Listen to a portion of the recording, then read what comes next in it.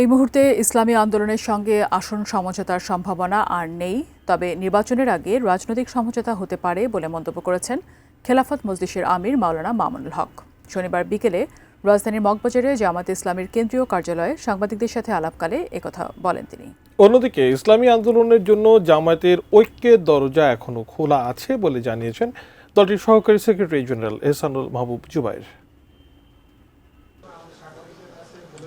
শনিবার সকালে মগবাজারে দলের কেন্দ্রীয় কার্যালয়ে জরুরি বৈঠকে বসে জামাতের সর্বোচ্চ নীতি নির্ধারণী ফোরাম নির্বাহী পরিষদ। নির্বাচনের আগে দলের করণীয় এবং কৌশল ঠিক করতে এই বৈঠক চলে ঘণ্টার পর ঘণ্টা। বৈঠকে দলের নির্বাচনী ইশতেহার, নির্বাচনী প্রচার, দলের পলিসি পেপার সহ নানা বিষয়ে আলোচনা হয়। গুরুত্ব পায় ইসলামী আন্দোলনের জোট ছাড়ার পর তাদের জন্য রাখা ৪৭ আসনের প্রসঙ্গও। বিশ্বমানের থার্মিক্স রড, সালাম স্টিল থার্মিক্স, দেশের একমাত্র থার্মিক্স রড।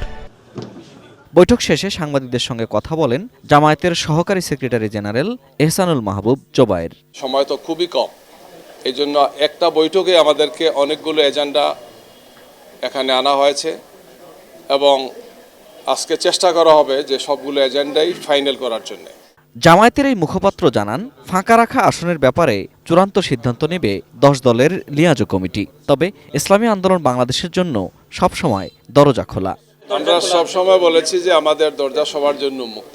যে 47টি আসন আমরা রেখেছিলাম, তো সেই আসনগুলো সম্পর্কে আমরা লিয়াজো কমিটিকে দায়িত্ব দিয়েছি। এদিন জামাত কার্যালয়ে আসেন আসন সমঝোতার দায়িত্বে থাকা বাংলাদেশ খেলাফত মজলিসের আমির মামুনুল হকও।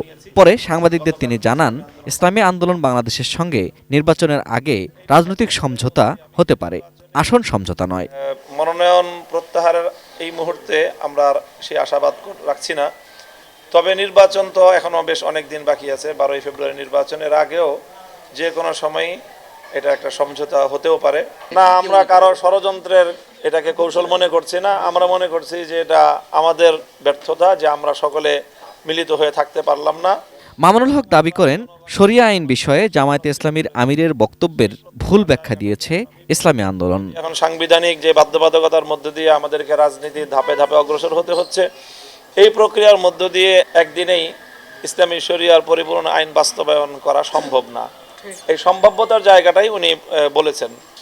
আমি মনে করি এতটুকুই। কাজেই কোনো কথার মধ্যে এখানে মানে কন্ট্রাডিকশন আমি দেখছি না খুব একটা। Ferdous Rahman, ATN news, Dhaka.